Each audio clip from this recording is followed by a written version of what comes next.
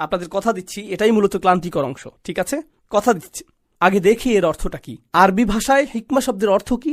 এটাকে বলে lexical meaning. Lexical শব্দটি বেশ বড়, আপনাদের বোকা বানাতে ব্যবহার করেছি, কাজে দিয়েছে হয়তো। আশা করছি এখন আপনারা ভাবছেন আপনাদের পড়াশোনা হয়নি ভালো মতন, নিজেকে নিয়ে মন্দ ভাবছেন, গুগলে শব্দটির অর্থ খুঁজছেন। এটার মানে ডিকশনারি, লেক্সিক্যাল মানেই ডিকশনারি। এখন নিজেকে খুব উচ্চশিক্ষিত মনে হচ্ছে না? এখন বাসায় গিয়ে আপনি বলতে পারবেন মৌলিকভাবে হিকমা শব্দের লেক্সিক্যাল মিনিং হলো, আর বাসায় সবাই বলবে আরে দেখো এই লোক কি উচ্চশিক্ষিত। আচ্ছা, আরবি ভাষার ব্যাপারটি হলো, ধরুন কোনো শব্দ নিলেন, দেখবেন সেটি অনেকগুলো ভিন্ন শব্দ থেকে এসেছে, অথচ সেগুলোর মাঝে যে কোনো সম্পর্ক আছে সেটা মনেই হয় না, সেগুলোর অক্ষরগুলো একই। আপনাদের কারো হয়তো আরবিতে মূল ধাতুর ধারণাটি জানেন। হিকমা শব্দটি হা, কাফ আর মিম দিয়ে গঠিত। হা, কাফ এবং মিম, এই তিনটি অক্ষরের পেছনে বিশাল ইতিহাস আছে। এগুলো দিয়ে প্রচুর শব্দ গঠিত হতে পারে। এই ভিন্ন শব্দগুলোই আরবদের চিন্তায় হিকমায়ের ধারণাটি আমাদেরকে বুঝতে সাহায্য করবে। তারা দুটো ধারণাকে কিভাবে জোড়া লাগাতো, আপনাদেরকে ব্যাপারটা সহজ করে বলি লেক্সিক্যাল অর্থে যাবার আগেই। ওকে, আকল শব্দটি এখানে বাংলা ভাষী থাকলে হয়তো আকল অর্থ বুঝবেন। আকল কি? নিজের আকল ব্যবহার করে বলুন তো। হ্যাঁ, বুদ্ধি। আকল মানে বুদ্ধি। আরবিতে আকালা মানে কোনো কিছুকে বেঁধে ফেলা, মানে কোনো কিছুকে বেঁধে ফেলা। উটকে বাঁধতে যে দড়ি ব্যবহৃত হতো সেটাকে আকালা বলা হতো। আর তখন আরবদের কাছে তো আজকের মতো অ্যান্টিলক ব্রেক ছিল না উটের জন্য, তাই তারা তাদের মাথায় একটা দড়ি পেঁচিয়ে রাখত। কোথাও যেতে হলে মাথা থেকে দড়িটি নিয়ে সেটাকে দিয়ে উটকে বেঁধে রাখত। এই দড়িকে বলা হতো ইকাল। ইকাল। তো দড়িটি কোথায় ছিল? তাদের মাথায়। এটাকে নিয়ন্ত্রণের জন্য ব্যবহার করা হতো, প্রাণীকে নিয়ন্ত্রণ বা আটকানোর জন্য, প্রাণীকে শৃঙ্খল করার জন্য। এখান থেকে আকল শব্দের উৎপত্তি। কারণ এক, এটা এখানে থাকে, আর দুই, এটা দিয়ে নিজেকে নিয়ন্ত্রণ করা যায়। আপনার বুদ্ধির কারণেই নিজের রাগকে নিয়ন্ত্রণ করতে পারেন, বুদ্ধির কারণেই নিজের নির্বুদ্ধিতা নিয়ন্ত্রণ করতে পারেন, বুদ্ধির কারণে আপনি নিজের জিহ্বা নিয়ন্ত্রণ করতে পারেন, বুদ্ধি দিয়ে আপনি নিজের হাতকে নিয়ন্ত্রণ করেন। তো তাদের কাছে বুদ্ধি মানে হলো নিজের আবেগকে নিয়ন্ত্রণ করার ক্ষমতা বা নিজেকে নিয়ন্ত্রণ করার ক্ষমতা। দেখলেন তারা কি করল? এই জিনিসটিকে নিয়ে তারা বুদ্ধি শব্দের সাথে মিলিয়ে দিল। এখন আমরা বাংলায় তো এমন করি না, তাই না? এখন শব্দটির কোনো ব্যুৎপত্তি থাকলেও থাকতে পারে, কিন্তু আমরা সেটা দেখতে তো পাই না। কিন্তু কোরআনের শব্দগুলোর মধ্যে এরকম সম্পর্ক সব সময়ই থাকে। এজন্য আমরা হিকমা শব্দের পেছনেও এই সম্পর্ক খোঁজার চেষ্টা করব। হিকমার উৎপত্তি হল হাকামাতুল লিজাম থেকে। ছবিটি বেশ অন্ধকার। আপনারা কখনো ঘোড়ার মুখে মুখমন্দ পরাতে দেখেছেন? মানে একটি দড়ি দিয়ে তাদের মুখকে টেনে ধরা যায়, এভাবে তাদের মুখ নিয়ন্ত্রণ করে। এটাকে বলে হাকামা। আর হাকামা বলতে কারো থুতনিও বোঝায়। এই যে নিচের চোয়াল আর এই থুতনি, এটাকেই আসলে বলা হয় হাকামা। কোনো ঘোড়া বা ভেড়া বা মানুষের থুতনি হতে পারে, এগুলোকে হাকামা বলে। এখন এটা এত গুরুত্বপূর্ণ কেন? এই অংশটি কিন্তু আমাদের চেহারাকে ধারণ করে রাখে, ঠিক আছে? আপনার চেহারাকে এই অংশটি ধরে রাখে। তো এজন্যই ধরুন কারো থুতনিতে ব্যথা পেল বা ভয়ানক কিছু হলো সড়ক দুর্ঘটনায়, এরপর মুখের নিচে চোয়াল থুতনিতে আঘাত পেল, তখন পুরো চেহারা যেন ভেঙে পড়ে। মূলত এটা পুরো চেহারাকে ধারণ করে একে সুরক্ষিত রাখছে। এখন ঘোড়ার যে লাগামটি আপনি ধরে রেখেছেন, যেটা দিয়ে ঘোড়াকে ধরে আছেন, নিয়ন্ত্রণ করছেন, ঠিক এভাবেই আপনার চোয়াল আপনার চেহারা ধরে আছে, সবকিছু অক্ষত রাখছে এটা, ঠিক আছে?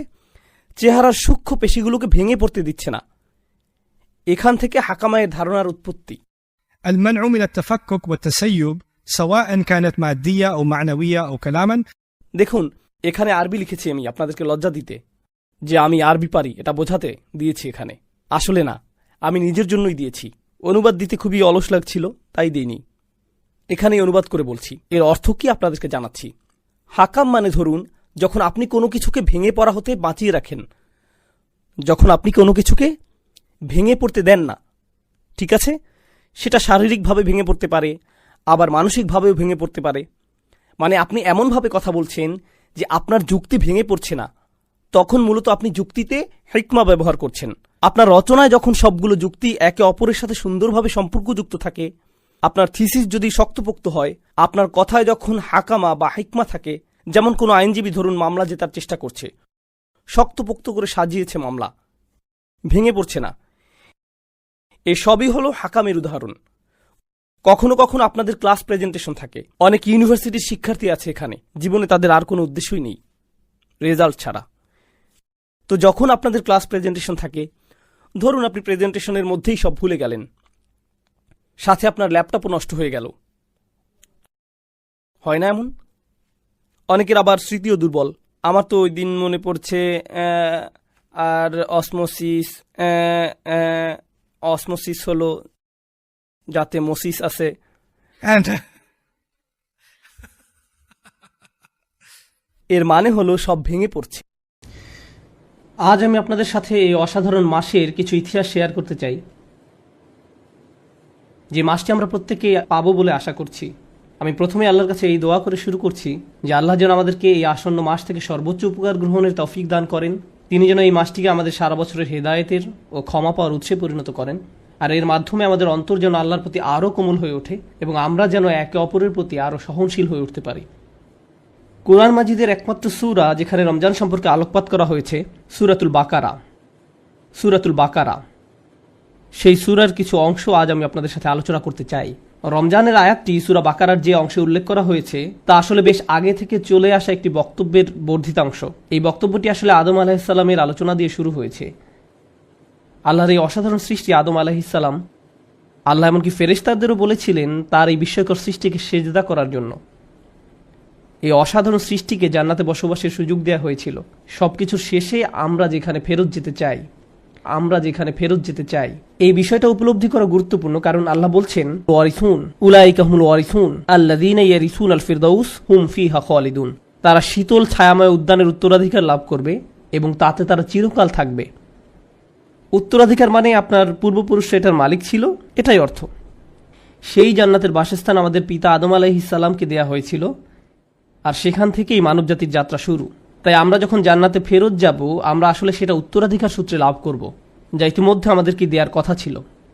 আমরা সবাই জানি যে দুনিয়াতে এক ধরনের কিছু অর্থ সম্পদ আছে যা আপনাকে পরিশ্রম করে অর্জন করতে হবে, আবার অন্য ধরনের কিছু অর্থ সম্পদ আছে যা আমরা পারিবারিক সূত্রে পেয়ে থাকি। সেটা হতে পারে কোনো জায়গা জমি, টাকা পয়সা, গাড়ি বা স্বর্ণালঙ্কার, যা আপনি উত্তরাধিকার সূত্রে পেয়েছেন। জান্নাতের ক্ষেত্রে ব্যাপারটা উভয় রকমের। এটা আমাদের পিতাকে দেয়া হয়েছিল, তাই আমরা এর উত্তরাধিকার পাবো, আবার একই সময়ে আমরা যদি এর জন্য পরিশ্রম না করি তাহলে আমরা এটা পাবো না। এটা একই সময় উভয় রকমের। যাই হোক, আল্লাহ আদম আলাইহিসসালামকে এই অসাধারণ উপহার দিয়েছিলেন। তিনি আদম আলাইহিসসালামের সাথে সরাসরি কথা বলতেন, তিনি তাকে সরাসরি উপদেশ দিতেন, মুক্তভাবে সেখান থেকে আহার করতে বলেছিলেন। তিনি আমাদের মা এবং বাবাকে বলেছিলেন তারা এই জান্নাতে যা ইচ্ছা পেতে পারে। আমরা সবাই গল্পটি জানি, শুধুমাত্র একটি গাছ ছাড়া। এই সকল উপদেশ দেওয়ার মাঝে একটা বিষয়ে আমি আপনাদের মনোযোগ আকর্ষণ করছি, আর তা হলো আল্লাহ সরাসরি আদম আলাইহিসসালামের সাথে কথা বলেছিলেন। তিনি বলেছিলেন উসকুন আনতা ওয়া যাওজুকাল জান্নাহ। সরাসরি কথা বলেছিলেন, তুমিও তোমার স্ত্রী জান্নাতে বসবাস করতে থাকো। আর জান্নাতের ব্যাপারে আল্লাহ বলছেন ইনদা সিদরাতিল মুনতাহা ইনদাহা জান্নাতুল মাওয়া।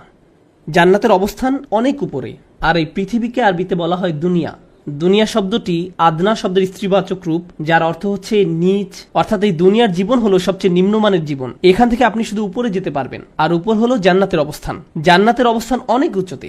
সূরা আন-নাজমে বলা হয়েছে এর অবস্থান আল্লাহর আরশের ঠিক নিচে।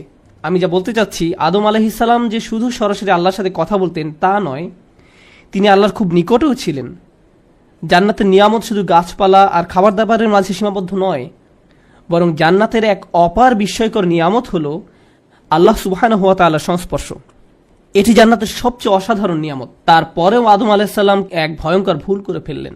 শয়তানের ওয়াসওয়াসা সফল হলো, ভুল কাজটা ঘটে গেল।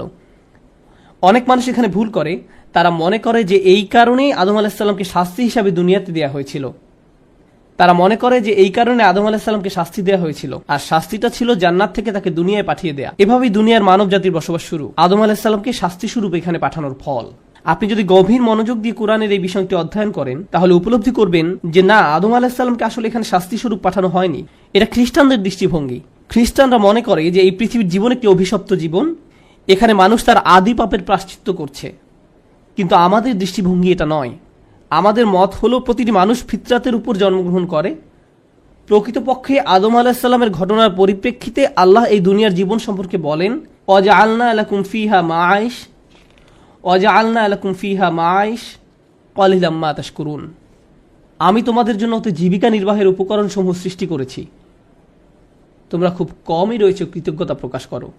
আল্লাহ এই দুনিয়াকে শাস্তি হিসাবে বর্ণনা করেননি, বরং তিনি এই পৃথিবীর জীবনকে সুন্দর উপভোগ্য এক জীবন হিসাবে বর্ণনা করেছেন। প্রকৃতপক্ষে আপনি যত বেশি কোরআন অধ্যয়ন করবেন, আল্লাহ বর্ণনা করছেন কিভাবে তিনি উট সৃষ্টি করেছেন, কেমন অপরূপ সুন্দর করে তিনি পাহাড় সৃষ্টি করেছেন, আকাশ, গাছপালা, আমাদের খাবার দাবার, তিনি ফলের উপর আবরণ সৃষ্টি করেছেন। অন্য কথায় আল্লাহ এই পৃথিবীকে কুৎসিত রূপে সৃষ্টি করেননি, তিনি এখানে আমাদের জন্য জীবিকা নির্বাহের উপকরণ সৃষ্টি করেছেন যেন আমরা তার কৃতজ্ঞতা প্রকাশ করি। কুরআন মজিদের অনেক জায়গায় আপনি শিখবেন যে এই দুনিয়ার অসংখ্য নিয়ামত রাজি বর্ণনা করার উদ্দেশ্য হলো আমাদেরকে মনে করিয়ে দেওয়ার জন্য যে যদি এই পৃথিবীর নিয়ামত রাজি এত সুন্দর হয়, তাহলে আমাদের আদি গৃহ জান্নাতের নিয়ামত রাজি না যেন কত সুন্দর। এটা আপনাকে জান্নাতের কথা স্মরণ করানোর কথা। এই পৃথিবী জান্নাতের একটা প্রিভিউ। যদিও জান্নাত কল্পনাতীত সুন্দর, কিন্তু কিছু কিছু বিষয় দুনিয়ার সাথে সাদৃশ্যপূর্ণ। আল্লাহ জান্নাতের গাছপালার কথা বর্ণনা করেছেন। এখন আমি আপনি গাছপালা কিভাবে চিনব যদি আল্লাহ দুনিয়াতে গাছপালা না দিতেন? তিনি জান্নাতের নদী, মধু, দুধ, পাখির গোশত সম্পর্কে বলেছেন কোরআনে। আপনি কখনোই এই নিয়ামতগুলোর কদর করতে পারতেন না যদি এখানে তার কিছুটা স্বাদ না পেতেন। তাই এক দৃষ্টিতে বলা যায় তিনি এই দুনিয়াকে জান্নাতের একটি প্রিভিউ হিসেবে তৈরি করেছেন। যাই হোক, আমি আমার পূর্বের বক্তব্যে ফেরত আসছি। আদম আলাইহিসসালামকে আদম আলাইহিসসালাম আল্লাহর খুব নিকটে ছিলেন। এখন সেই ভুলের কারণে আল্লাহ তাকে দুনিয়ায় পাঠিয়ে দিলেন। আবার বলছি, আমরা এখন জানি এটা শাস্তি ছিল না, কিন্তু তবু এটাকে একটা শাস্তি মনে হয়, কারণ তাকে জান্নাত থেকে বের করে এখানে পাঠিয়ে দেওয়া হলো। জান্নাতে সব কিছু চিরস্থায়ী। আপনি বৃদ্ধ হয়ে পড়বেন না, অসুস্থ হবেন না, কোনো কিছুর ভয় নেই, কোনো দুঃখ নেই। আর এখানে লাকাদ খলাকনাল ইনসানা ফি কাবাদ, নিশ্চয়ই আমি মানুষকে শ্রমনির্ভর রূপে সৃষ্টি করেছি। মানুষ এখানে ক্ষুধার কষ্ট পাবে, অসুস্থ হবে, দুর্বল হবে, পরিশ্রম করতে হবে, কোনো সমস্যা ছাড়া থাকা যাবে না। এই পৃথিবী সমস্যায় পরিপূর্ণ, এটা এমনই।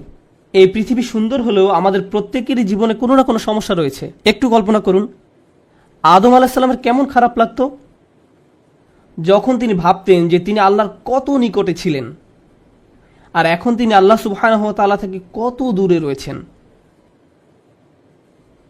তাকে এত বেশি সম্মান এবং মর্যাদা দেওয়া হয় যে ফেরেশতাদের পর্যন্ত নির্দেশ দেওয়া হয়েছিল তাকে সিজদা করার জন্য। আর এখন তিনি এই পৃথিবীতে, যে আয়াতে তাকে পৃথিবীতে নেমে আসার জন্য বলা হয় ইহবিতু মিনহা জামিআ, এখানে আমাদের পিতা আদম আলাইহিসসালাম, মা হাওয়া আলাইহিসসালাম, ইবলিশ তিনজনকেই নিচে নেমে যাওয়ার জন্য বলা হয়। অর্থাৎ এখন আমাকে এই জায়গায় ইবলিশের সাথে শেয়ার করতে হবে। আমি ফেরেশতাদের সাথে থাকতাম, আর এখন ইবলিশ এবং তার চেলাচামুন্ডদের সাথে থাকতে হবে। আমার অবস্থানটা কেমন হয়ে গেল? এটা অপমানকর। তার উপর তিনি আল্লাহ আজ্জা ওয়া জাল্লা থেকে দূরে থাকার বেদনা অনুভব করতেন। আল্লাহ তাকে এভাবে পাঠিয়ে দেওয়ার সময় বললেন, তোমার এবং তোমার সন্তানদের কিন্তু আবার উপরে উঠে আসার সুযোগ রয়েছে। তাই আল্লাহ তাআলা তাকে বললেন, ফা ইম্মা ইয়াতিয়ান্নাকুম মিন্নি হুদান ফামান তাবিআ হুদায়া ফালা খাউফুন আলাইহিম ওয়ালা হুম ইয়াহজানুন। অতঃপর যখন আমার পক্ষ থেকে তোমাদের কাছে কোনো হিদায়াত আসবে, তখন যারা আমার হিদায়াত অনুসরণ করবে তাদের কোনো ভয় নেই। কিন্তু যখন আমার পক্ষ থেকে কোনো পথ নির্দেশনা আসবে, এখানে বহু বচন ব্যবহার করা হয়েছে, অর্থাৎ শুধু আদম আলাইহিসসালাম নয়, বরং তার সন্তানদের প্রতি যদি কোনো পথ নির্দেশনা আসে, ইতিহাসের যে কোনো সময় যখন আমি হিদায়াত পাঠাবো, তখন যে কেউ তা মেনে চলার সিদ্ধান্ত নিবে, তাদের কোনো ভয় থাকবে না এবং তারা দুঃখিতও হবে না। আর এটা শুধু এই জীবনের জন্য নয়, বরং ফালা খাউফুন আলাইহিম ওয়ালা হুম ইয়াহজানুন। এই আয়াতের সত্যিকারের ইঙ্গিত হলো জান্নাতি জিন্দেগির প্রতি। জান্নাতের অন্যতম একটা শ্রেষ্ঠ উপহার হলো সেখানে কোনো ভয় এবং দুঃখ থাকবে না। অর্থাৎ আল্লাহ তাকে বলছেন, এই হিদায়াতের অনুসরণ করো, তাহলে তুমি আবার জান্নাতে উঠে আসতে পারবে, তুমি আবার তোমার আদি গৃহ জান্নাতে ফিরে আসতে পারবে। আদম আলাইহিসসালামকে এই অঙ্গীকার দেওয়া হয়েছিল, ভালো কথা। এভাবে ইতিহাসের পট পরিবর্তন হতে থাকে, শতাব্দীর পর শতাব্দী, একজন নবীর পর আরেকজন নবী, একজন নবীর পর আরেকজন নবী, এভাবে অসংখ্য নবী এসে মানব জাতিকে আল্লাহর পথে ডাকতে থাকে। আদম আলাইহিসসালামকে দেয়া প্রতিশ্রুতির বাস্তবায়ন হিসেবে নবীরা এভাবে মানব জাতিকে আল্লাহর পথে ডাকতে থাকেন। সেই নবীদের খুবই ক্ষুদ্র একটা সংখ্যার কথা আল্লাহ কোরআনে উল্লেখ করেছেন, অমিনহুম মাল্লাম নাকসুস আলাইক, এবং কারো কারো ঘটনা আমাদের কাছে বর্ণনাই করা হয়নি। এত বেশি সংখ্যক নবী এবং রাসূল পাঠানো হয়েছে যে অনেকের সম্পর্কে আমরা কিছুই জানি না। তো আল্লাহর এই প্রতিশ্রুতি অনুযায়ী হিদায়াত আসতে থাকে এবং অবশেষে তা চূড়ান্ত রূপ লাভ করে। আমাদের সবার জন্য সর্বশেষ রসুল মুহাম্মদ সাল্লাল্লাহু আলাইহি সাল্লাম তার নিকট পাঠানো হিদায়াতই হলো সর্বশেষ হিদায়াত। তো আল্লাহর এই প্রতিশ্রুতি অনুযায়ী হিদায়াত আসতে থাকে এবং অবশেষে তা চূড়ান্ত রূপ লাভ করে।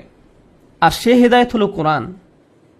আল্লাহ রসুল সাল্লাল্লাহু আলাইহি সাল্লামকে কোরআনকে খুব চমৎকারভাবে বর্ণনা করেছেন।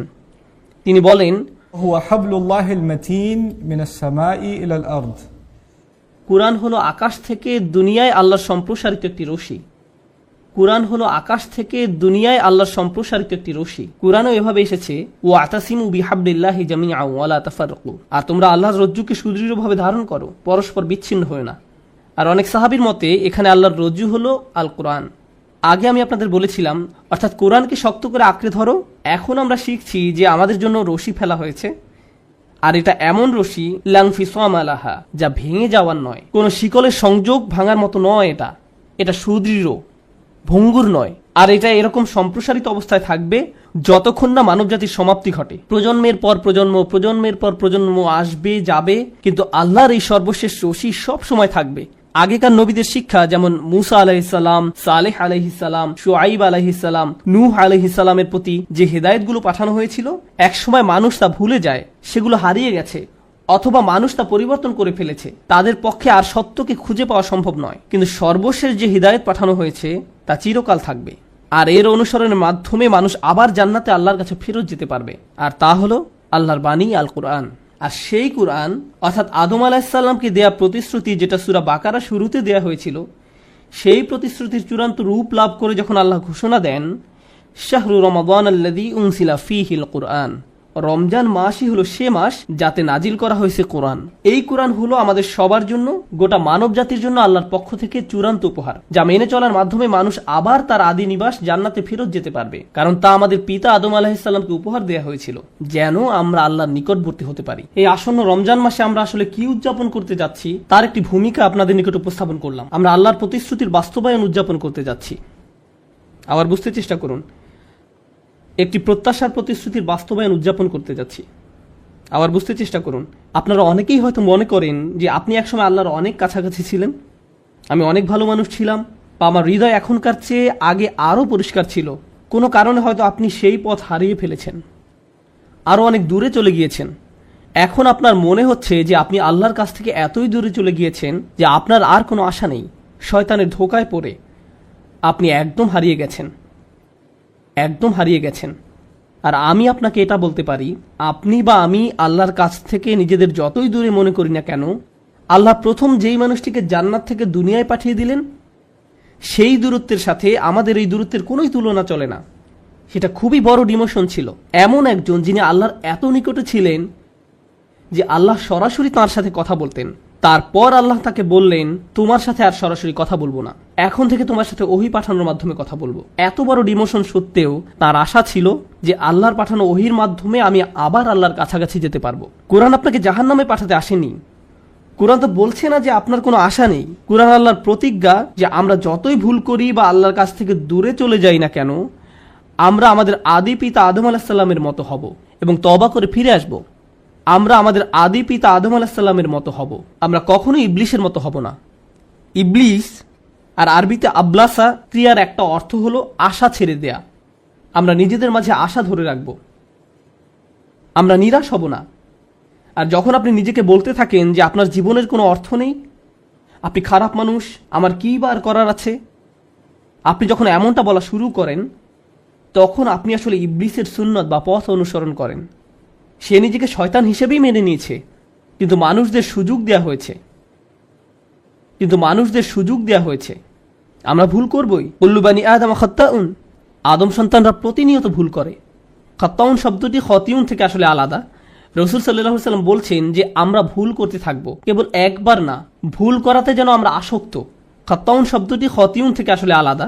আর তারপরও ভুল করতে থাকা মানুষগুলোর মধ্যে তারাই উত্তম যারা আল্লাহর কাছে বারবার ফিরে আসতে থাকে।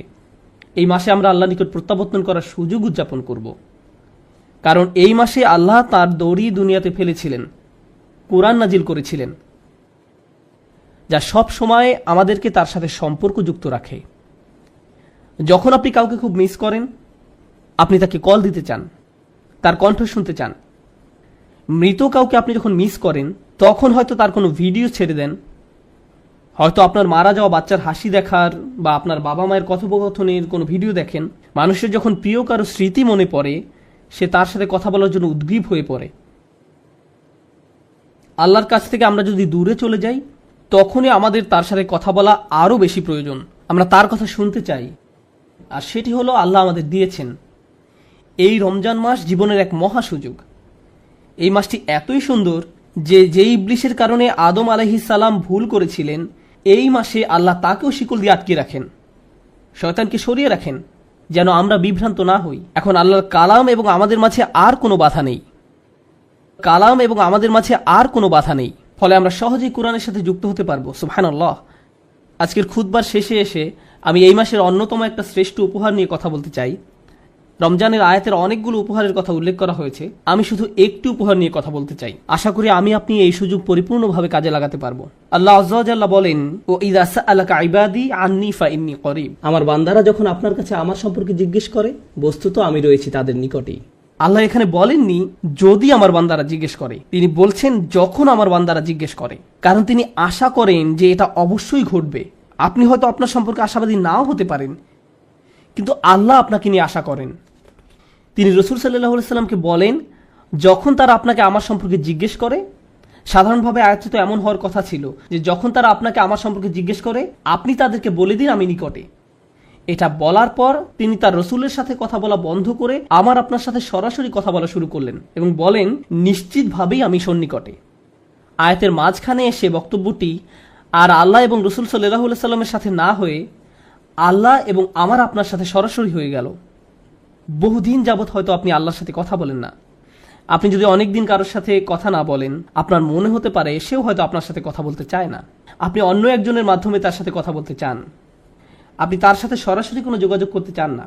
কিন্তু আল্লাহ আযজা ওয়া জাল্লা সেই দেয়ালটি ভেঙে সরাসরি আপনার কাছে আসেন এবং আপনাকে বলেন, ফাইন্নী করিব। তারপর আপনার হয়তো মনে হতে পারে তিনি কেন আমার দোয়ার জবাব দিতে যাবেন, কিন্তু আল্লাহ বলেন, উজিবু দাওয়াতাদ দাঈ। একটি মাত্র দোয়া করা হলেও আমি তার সাথে জবাব দেই, আমি সাথে সাথে তার জবাব দেই। যে দোয়া করে সে একটি দোয়া করলেও আমি সাথে সাথেই তার জবাব দেই। অন্য কথায় এই আয়াত আল্লাহ সে লোক সম্পর্কে বলছেন না যে ঘন্টার পর ঘন্টা দোয়া করতেই থাকে, বরং তিনি এমন একজন সম্পর্কে বলছেন যে মাত্র একটি দোয়া করেছে। আল্লাহ এমন করে বলেন না যে ও সারা বছর তুমি পার্টি করে বেড়াতে, এখন তোমার কিছু একটা প্রয়োজন হয়েছে তাই আমার কাছে ছুটে এসেছো, দূর হও এখান থেকে। না না না, এমন ব্যক্তির দোয়ারও জবাব দান করি, তার এই একবারের দোয়াও। আর সেই ব্যক্তির যোগ্যতা কি? আমরা অনেক সময় মনে করি যে আপনি বড় কারোর সাথে কথা বলতে চান, আপনার কিছু যোগ্যতা থাকা দরকার। এরকমই হয় সব সময়। ধর্মীয় দৃষ্টিকোণ থেকেও মানুষ মনে করে আপনি যদি আল্লাহর নিকট কোনো প্রার্থনা করতে চান, আপনার উচিত ভালো পোশাক পরা, মসজিদে যাওয়া, দোয়া করার শ্রেষ্ঠ জায়গা হলো মসজিদে হারাম অথবা মসজিদে নববী। আরো ভালো হয় আপনি যদি পাপ করা বন্ধ করে দিয়ে দোয়া করতে পারেন। আর এই সবগুলোই সত্য, কিন্তু প্রত্যাশার এই আয়াতে আল্লাহ বলছেন, দোয়া করার জন্য তোমার যে যোগ্যতা থাকা চাই তা হলো তুমি দোয়া করার জন্য প্রস্তুত। শুধু এটাই। আপনি হয়তো চরম অন্ধকারে নিমজ্জিত কেউ হতে পারেন, শুধু আল্লাহর নিকট ফিরে আসুন। আপনি কাউকে চমৎকৃত করার জন্য এটা করছেন না, কাউকে এটা দেখানোর জন্য করছেন না, অথবা আপনার আশপাশের কারো মন্তব্যের জন্য আপনি তোয়াক্কা করেন না। মানুষ হয় আপনাকে অতিরিক্ত ভালো মনে করবে অথবা অতিরিক্ত খারাপ মনে করবে। মানুষ মনে করতে পারে আপনি খুবই ভালো মানুষ, কিন্তু আপনি তো ভালো করেই জানেন আপনি কেমন। অথবা তারা মনে করতে পারে আপনি চরম কুপ্রবৃত্তির একজন মানুষ, আপনার মাঝে ভালো কিছুর অস্তিত্ব নেই। তারা আসলে আপনার সত্যিকারের অবস্থা জানে না। তো আল্লাহ জানেন, কিন্তু আল্লাহ জানেন এবং আপনি নিজে জানেন। মানুষের ভুল মন্তব্যের কারণে নিজেকে প্রতারিত হতে দিবেন না। অনেক সময় এমনকি আপনি নিজেও আপনার প্রকৃত অবস্থা জানেন না, কিন্তু আল্লাহ জানেন। লোকে আপনার সম্পর্কে ভালো বা মন্দ যাই বলুক না কেন, এর প্রতি কোনো গুরুত্ব দিবেন না। আপনি শুধু আল্লাহর নিকট ফিরে আসুন এবং তার নিকট দোয়া করুন। আশেপাশের সব কোলাহল ভুলে যান। আর যখনই আপনি দোয়া করবেন, إذا دعان আল্লাহ সাথে সাথেই তার জবাব দিবেন। এ একটি রমাদান প্রসঙ্গে, বিশেষ করে আল্লাহ যেহেতু রমজান মাসে কোরআন প্রেরণ করেছেন, তাই এই মাসে তাকে ডাকতে থাকুন, আল্লাহর কাছে বিভিন্ন জিনিস চাইতে থাকুন, আল্লাহর সাথে কথা বলুন। এই মাসে তাকে ডাকতে থাকুন, আল্লাহর সাথে কথা বলুন যখন আপনি একা থাকেন, আল্লাহর সাথে কথা বলুন যখন আপনি গাড়িতে থাকেন। আপনাকে আরবিতে কথা বলতে হবে না, তার সাথে পাঞ্জাবি, বাংলা, ইংরেজি যে কোনো ভাষায় আপনি কথা বলতে পারেন। আপনাকে তার সাথে বইয়ের ভাষায় কথা বলতে হবে না, সাধারণ কথ্য ভাষায় কথা বলতে পারেন। আল্লাহ সব ভাষা বুঝেন। আপনি যদি কোরআনের ভাষায় কথা বলতে না পারেন, সমস্যা নেই। আল্লাহ আপনার নিকট থেকে সর্বপ্রথম যে বিষয়টা চান তা হলো তার সাথে আপনি যোগাযোগ করুন, তার সাথে কথা বলুন, তাকে ডাকুন। কতজন মানুষ আসলে আল্লাহকে ডাকে, তার সাথে কথা বলে, তার নিকট কাকুতি মিনতি করে, কান্নাকাটি করে। এভাবে একা একা আল্লাহর সাথে কথা বলার সময় কেউ দেখে ফেলবে ভেবে আমরা বিব্রত বোধ করি। আল্লাহর সাথে কথা বলুন যখন আপনি গাড়িতে থাকেন। মানুষ ভাবতে পারে আমার হয়তো মাথায় সমস্যা আছে। এটা কি বলা হয় ঈমান বিল গায়ব, অদৃশ্যের প্রতি বিশ্বাস। আপনি যদি বিব্রত বোধ করেন তাহলে মনে হতে পারে আল্লাহ আসলে আপনার কথা শুনছেন না। যদি আসলে বিশ্বাস করেন যে আল্লাহ আপনার কথা শুনছেন, তাহলে তার সাথে কথা বলুন। মানুষ যাই মনে করুক না কেন, এই কথোপকথন শুধু আল্লাহ এবং আপনার মাঝে। তাই তিনি আপনাকে প্রস্তাব দিচ্ছেন যে যখনই তুমি আমাকে ডাকবে